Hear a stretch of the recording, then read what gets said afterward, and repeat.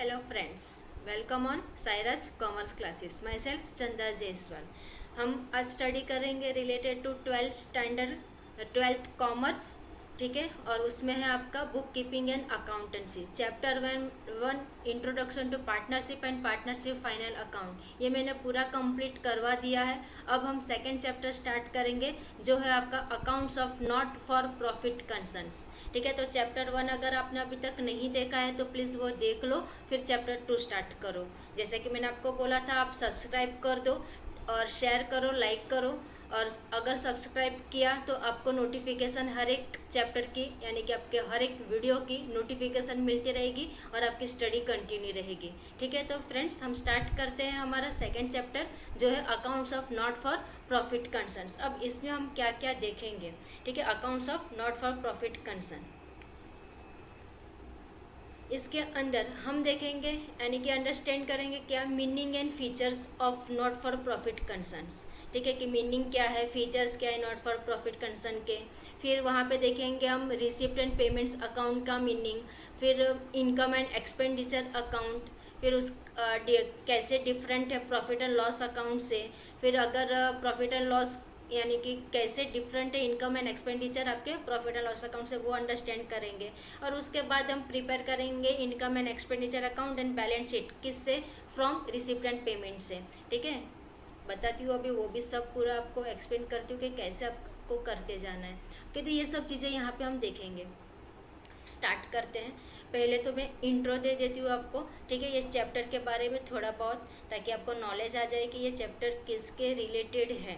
Okay, तो start करते हैं। चैप्टर का नाम क्या है, नॉट फॉर प्रॉफिट कंसर्न। नाम से मालूम पड़ता है नॉट फॉर प्रॉफिट कंसर्न, ठीक है। ये भी मैं समझाती हूँ, वेट करो, पहले हम लोग इंट्रो कर लेते हैं। ओके, कि there are 2 types of organisation रहेंगे, ठीक है। 2 टाइप्स के ऑर्गेनाइजेशन होते हैं, एक तो ट्रेडिंग ऑर्गेनाइजेशन, एक नॉन ट्रेडिंग ऑर्गेनाइजेशन। अभी ट्रेडिंग ऑर्गेनाइजेशन को हम प्रॉफिट मेकिंग ऑर्गेनाइजेशन भी बोल सकते हैं, और नॉन ट्रेडिंग को नॉट फॉर प्रॉफिट ऑर्गेनाइजेशन। ये ऑब्जेक्टिव पॉइंट ऑफ व्यू से थोड़ा इंपॉर्टेंट हो जाता है, इसके लिए थोड़ा सा ध्यान देना और इसको लिखते जाना। जैसे कि मैंने आपको चैप्टर 1 में हरदम बोलती थी, हर एक वीडियो में नोटबुक और पेंसिल या पेन लेके बैठो और साथ में आप लिखते जाओ, ताकि आपको की नोट्स आपकी एक रेडी हो जाए और एग्ज़ाम के टाइम पे रिवीजन के लिए अच्छा पड़ेगा, ठीक है। तो अब स्टार्ट करते हैं हम, कि हमारे पास 2 टाइप की ऑर्गेनाइजेशन रहती है। एक रहती है आपके पास ट्रेडिंग अकाउंट, ट्रेडिंग ऑर्गेनाइजेशन, और सेकेंड रहती है आपके पास नॉन ट्रेडिंग ऑर्गेनाइजेशन, ठीक है। अब जो ट्रेडिंग ऑर्गेनाइजेशन होती है वो उसका जो मेन ऑब्जेक्टिव होता है वो क्या होता है, प्रॉफिट मेकिंग, ठीक है। इसके लिए उसको हम प्रॉफिट मेकिंग ऑर्गेनाइजेशन बोलते हैं। और जो नॉन ट्रेडिंग रहती है वो उसका मेन मोटिव क्या होता है, प्रॉफिट नहीं कमाना, ठीक है, नॉट फॉर प्रॉफिट ऑर्गेनाइजेशन। अब इसको मैं थोड़ा सा डिटेल में समझाती हूँ, समझ लो क्या है, ठीक है। कि there are 2 types of organisation, trading organisation और प्रॉफिट मेकिंग ऑर्गेनाइजेशन, और नॉन ट्रेडिंग और नॉट फॉर प्रॉफिट ऑर्गेनाइजेशन। अब जो ट्रेडिंग ऑर्गेनाइजेशन है, मेन ऑब्जेक्ट क्या है इसका,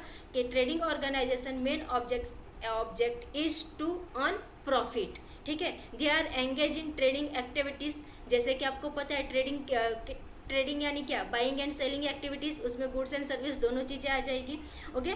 अब नॉट फॉर प्रॉफिट यानी कि नॉन ट्रेडिंग का मेन एम क्या रहता है, give service to its members. क्या रहता है, main aim is to give service to its member or the society at large. They are not formed for profit making, ठीक है। वो लोग प्रॉफिट के लिए नहीं बनाते ऑर्गेनाइजेशन, उसको हम बोलते हैं नॉट फॉर प्रॉफिट कंसर्न या फिर नॉट फॉर प्रॉफिट ऑर्गेनाइजेशन। अब they maintain the books of account in a different way, ठीक है। वो डिफरेंट वे में अपनी बुक रेडी रखेंगे। जैसे कि as their motive is not to earn profit, ठीक है। उनका मोटिव क्या है, प्रॉफिट नहीं करना है, तो वो क्या करेंगे, not for profit concern, do not prepare profit and loss account. वो लोग प्रॉफिट एंड लॉस अकाउंट नहीं प्रिपेयर करते, instead they prepare income and expenditure account. क्या प्रिपेयर करेंगे, income and expenditure account prepare करते हैं। Similarly they do not prepare trial balance but they prepare receipt and payment account. जैसे कि हम trial balance या फाइनल अकाउंट प्रिपेयर करते हैं, फाइनल अकाउंट्स, ठीक है, वैसे ही यहाँ पे आप रिसिप्ट एंड पेमेंट से income and expenditure account prepare करते हो, ओके। तो ये सब ध्यान में रखते जाना आपके ऑब्जेक्टिव पॉइंट ऑफ व्यू से इंपॉर्टेंट हो जाएगा. Okay, this organisation prepare balance sheet to know the net worth of the concern on a particular date. Final accounts are not the for profit concern, consist of income and expenditure accounts and balance sheet. ठीक है, तो ये था थोड़ा सा intro trading and non trading यानी कि not for profit concern के लिए. अब उसका मीनिंग देख लेते हैं हम कि meaning of not for profit concern.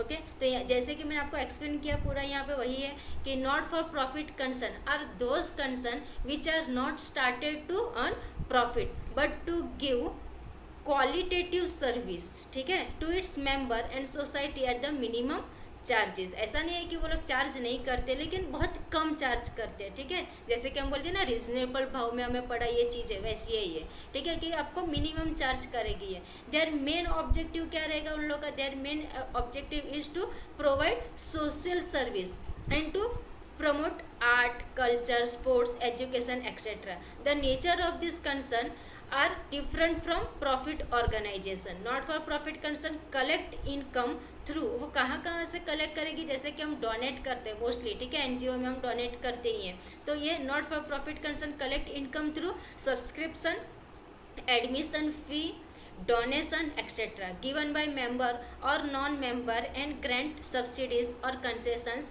received from government. ठीक है, तो ये था आपके पास meaning of not for profit concern.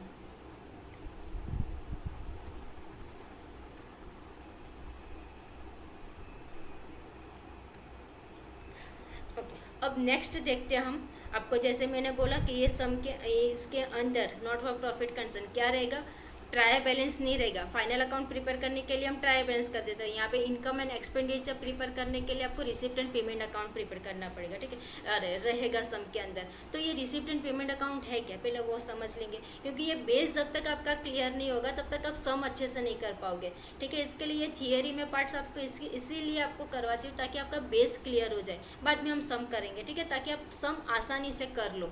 Okay, तो यहाँ पे क्या है meaning of receipt and payment account. अभी आपको पता है ये रिसिप्ट क्या है, पेमेंट क्या है. ठीक है, तो फिर भी एक बार देख लेते हैं. तो receipt and payment account is a real account. क्या है ये? एक रियल अकाउंट है. ये एग्जाम में आ सकता है. ठीक है, receipt and payment account is a dash account आप बोल सकते हो. That is the real account. Credit transactions are not recorded in receipt and payment account. ध्यान में रखना, क्रेडिट ट्रांजेक्शन्स यानी कि जो उधारी में खरीदते परचेस करते जो भी रहेगा, सेल करते, ये सब चीज़ें हम रिसिप्ट एंड पेमेंट अकाउंट में रिकॉर्ड नहीं करते हैं. Credit transactions are not recorded in the receipt and payment account. Receipt and payments account is a summary of cash and bank transaction. ठीक है, फॉर अ पर्टिकुलर पीरियड. ये यहाँ पे सिर्फ हम जो कैश से रिलेटेड जो चीज़ें हुई रहेंगी, ठीक है, कैश पेमेंट वगैरह जो भी कैश रिसिप्ट, वही चीज़ें हम रिसिप्ट एंड पेमेंट अकाउंट में लिखते हैं. All receipts are shown to the debit side and all payments to the credit side. ठीक है, तो जितनी भी रिसिप्ट है उसको हम कौन सी साइड दिखाएंगे? Debit side. और जितनी भी पेमेंट्स है उसको हम कौन सी साइड दिखाएंगे? Credit side. This accounts start with opening cash and bank balance. ठीक है, जो डिफरेंट है banks, and close with cash and bank balance at the end of the year. Okay, opening कहाँ से होगा? स्टार्ट आपका होगा ओपनिंग बैलेंस से, कैश एंड बैंक से, और क्लोज भी सेम कैश एंड बैंक के एंड जो भी एंड में अमाउंट रहेगी उससे वो एंड होता है. ठीक है, तो this account start with opening cash and bank balance and close with cash and bank balance at the year at the end of the year. Okay, तो ये था आपके पास रिसिप्ट एंड पेमेंट्स अकाउंट्स. अब है आपके पास टाइप्स कि कितने टाइप्स के रिसिप्ट्स रहते हैं, कितने टाइप के पेमेंट्स रहते हैं. तो पहले हम देख लेते हैं कि टाइप्स ऑफ रिसिप्ट्स. ठीक है, तो टाइप्स ऑफ रिसिप्ट में आपके पास है capital receipts and revenue receipt. ठीक है, ओके, जैसे कि मैंने आपको बताया रिसिप्ट के दो पार्ट्स हो जाएंगे आपके पास. कौन कौन से? एक तो कैपिटल रिसिप्ट और एक रेवेन्यू रिसिप्ट. ओके, अब रेवेन्यू रिसिप्ट से आपको यानी कि कैपिटल आप कहाँ पे दिखाते हो? कैपिटल को आप दिखाते हो बैलेंस शीट में लायबिलिटी साइड. ठीक है, बैलेंस शीट में liability side. Same way revenue को हम कहाँ पे दिखाएंगे? इनकम एंड एक्सपेंडिचर अकाउंट में. ठीक है, इनकम एंड एक्सपेंडिचर अकाउंट में. All receipts are not income. क्या बोला यहाँ पे?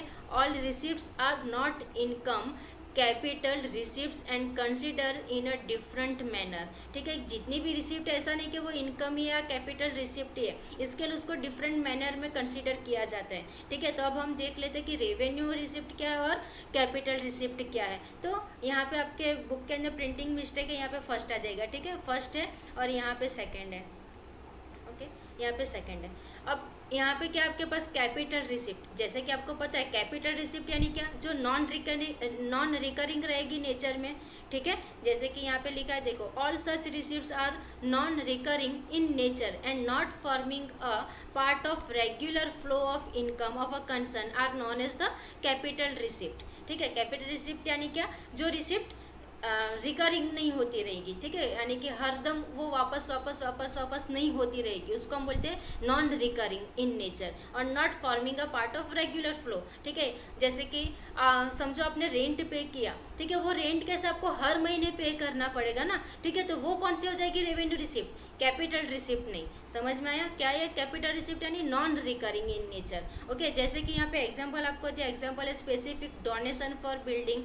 ये टर्म्स याद रखनी, इंपॉर्टेंट टर्म्स है, आपको सम के अंदर भी काम आएंगे। ठीक है, जैसे कि आपके पास है specific donation for building, sports tournaments, library, life membership fees, sale proceeds of fixed assets, ये सब चीज़ें एग्जाम्पल्स है किसके, कैपिटल रिसिप्ट के। Capital receipts are either added to capital fund or separately shown on the liability side of the balance sheet. ये एक चीज़ तो आपको पता ही है कि बैलेंस शीट में लायबिलिटी साइड हम लिखते हैं कैपिटल को, या फिर इसको हम कैपिटल रिसिप्ट को यहाँ पे कैपिटल फंड में ऐड भी कर सकते हैं। ठीक है, तो ये दो इफेक्ट होती है, वो देखेंगे, सम पे डिपेंड रहेगा कि क्या करना है। तो ये था आपके पास कैपिटल रिसिप्ट। सेम वे अभी आपके पास है रेवेन्यू रिसिप्ट। ठीक है, तो यहाँ पे क्या था, कैपिटल रिसिप्ट में नॉन रिकरिंग, तो रेवेन्यू में क्या रहेगा, recurring. All such receipts which are recurring in nature, ठीक है, are represent regular flow of income flow of income of a concern are known as revenue receipt. जैसे कि आपके पास है subscription rent, locker rent, interest received etcetera. आपको मैंने rent का एग्जाम्पल पहले ही दिया।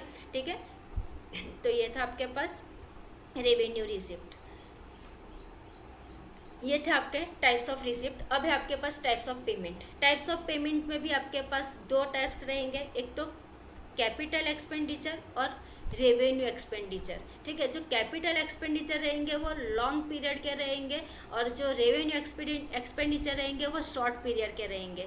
और यहाँ पे एग्जांपल्स है जैसे कि purchase of land, furniture, machinery, ये सब क्या है आपके कैपिटल एक्सपेंडिचर। और रेवेन्यू एक्सपेंडिचर यानी शॉर्ट पीरियड के लिए जैसे कि हो गए salary, tax, insurance, premium etcetera. ठीक है, तो ये सब हो गया आपके रेवेन्यू एक्सपेंडिचर। अभी यहाँ पे मीनिंग से मैं खाली वहाँ पे रिसिप्ट था, यहाँ पे क्या हो जाएगा, एक्सपेंडिचर हो जाएगा। ठीक है, तो capital expenditure, this expenditures are non recurring expenditure in nature.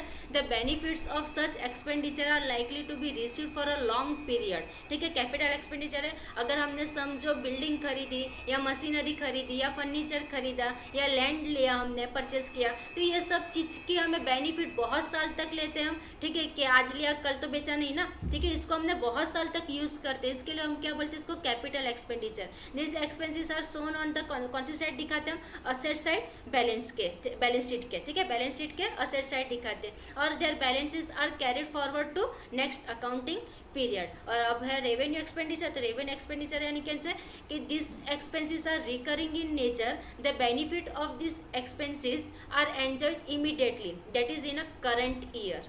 ठीक है, यानी कि शॉर्ट पीरियड के लिए जिसका बेनिफिट हम यूज़ कर पाते हैं उसको हम रेवेन्यू एक्सपेंडिचर बोलते हैं। ये दो तो ठीक है। अभी आपने सुना होगा deferred revenue expenditure, I think मेरे ख्याल से आप लोग ने फर्स्ट टाइम भी सुना हो, लेकिन ध्यान दो इस पर, क्या है ये deferred revenue expenditure. Deferred revenue expenditure यानी क्या, ये रेवेन्यू एक्सपेंडिचर जैसा ही है। ठीक है, deferred revenue expenditure is actually a revenue expenditure.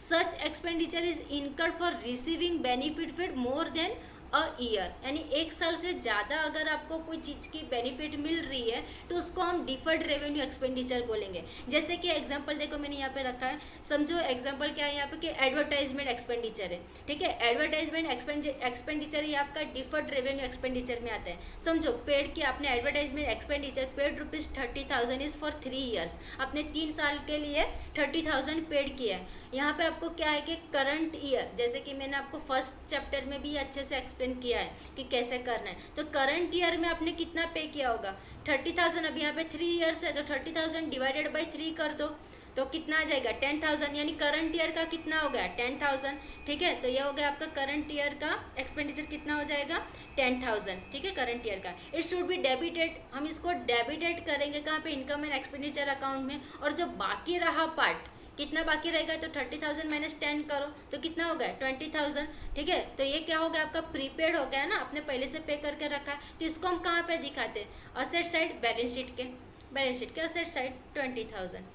ठीक है, क्लियर है ये। अब कुछ नोट्स है जो आपको ध्यान में रखनी है। ठीक है, जैसे कि टोटल रिसिप्ट पे और टोटल पेमेंट पे। समझो अगर रेवेन्यू रिसिप्ट है, ठीक है, तो उसको आप कहाँ पे दिखाओगे, credit side of income and expenditure account. ध्यान में रखना, रेवेन्यू रिसिप्ट है, इनकम एंड एक्सपेंडिचर में क्रेडिट साइड, इजी है ये तो। ठीक है, रेवेन्यू रिसिप्ट है ना, ठीक है, तो ये कहाँ पे दिखाओगे आप, इनकम एंड एक्सपेंडिचर अकाउंट में क्रेडिट साइड। और अगर कैपिटल रिसिप्ट है तो जैसे कि आपको पता है कैपिटल आप कहाँ पे लिखते हो, बैलेंस शीट में लायबिलिटी साइड, सेम तो यहाँ पे भी liability side of balance sheet. ठीक है, बैलेंस शीट में लायबिलिटी साइड। सेम वे अभी आपके पास टोटल पेमेंट, उसमें भी दो है आपके पास, रेवेन्यू और कैपिटल। तो यहाँ पे ऑपोजिट एंट्री करनी है बस, और कुछ नहीं। अगर कोई एक याद रखी ना, आपने रिसिप्ट याद रखा, पेमेंट अपने आप याद रहेगा। ठीक है, तो रेवेन्यू यहाँ पे क्या है, तो debit side of the income and expenditure account. Income and expenditure account में कौन सी साइड, डेबिट साइड। और कैपिटल रहा तो बैलेंस शीट में असेट साइड।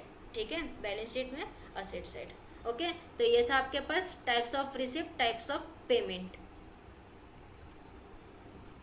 इसके पहले हमने मीनिंग देखा नॉट प्रॉफिट पर कंसर्न। अब ये कुछ प्रोफॉर्मा है रिसिप्ट एंड पेमेंट्स अकाउंट्स का। ठीक है, तो इसको आप लोग खूब सो कर लोगे कि मैं करवा दूँ। ठीक है, देख लेते हैं एक बार क्या है यहाँ पे, रिसिप्ट एंड पेमेंट। ये आपकी बुक के अंदर प्रिंटिंग मिस्टेक है, यहाँ पे रिसिप्ट और यहाँ पे पेमेंट। ठीक है, क्रेडिट साइड क्या लिखते हैं हम, पेमेंट लिखते हैं, और डेबिट साइड रिसिप्ट लिखते हैं। तो ये आपके बुक के अंदर प्रिंटिंग मिस्टेक है, उसको सुधार लेना है। यहाँ पे पेमेंट आएगा, ओके, यहाँ पे आएगा पेमेंट।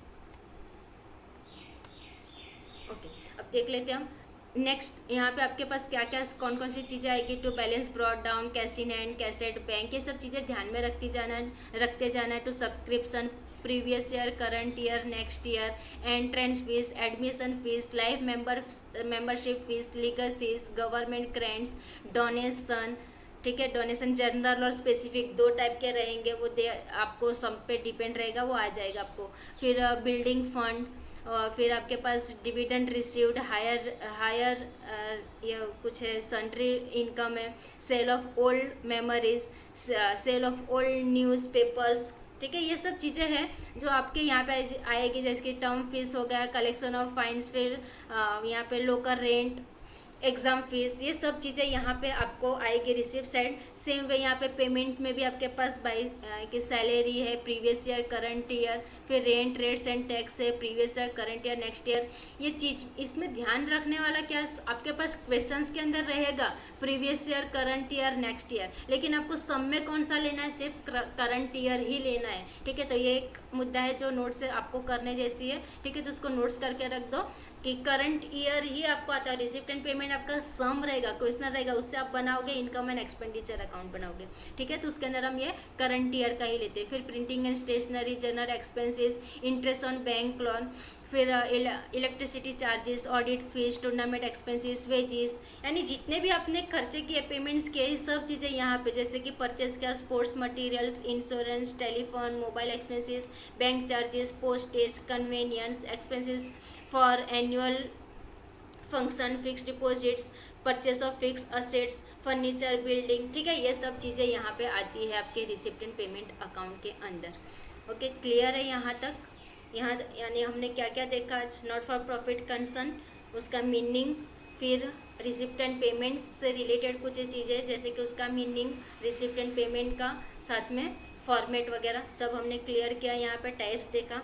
ओके, तो आगे हम ऐसे ही बढ़ते रहेंगे। इसके बाद थोड़ा सा और है थियरी, आई थिंक, हाँ, एडजस्टमेंट है, मोस्ट इम्पोर्टेंट एडजस्टमेंट है जो इसके बाद में आपको सिखाऊंगी। ठीक है, मोस्ट इम्पोर्टेंट एडजस्टमेंट, फिर उसके बाद हम सम लेंगे, क्योंकि वो एडजस्टमेंट्स पे ही बेस है आपका पूरा सम, इसके लिए वो एडजस्टमेंट करना बहुत ज़रूरी है। ओके, तो इसके बाद हम देखेंगे वो, और इनकम एंड एक्सपेंडिचर का फॉर्मेट, और इनकम एंड एक्सपेंडिचर से रिलेटेड कुछ बातें, तो उतनी चीज़ें हम नेक्स्ट वीडियो में देखेंगे।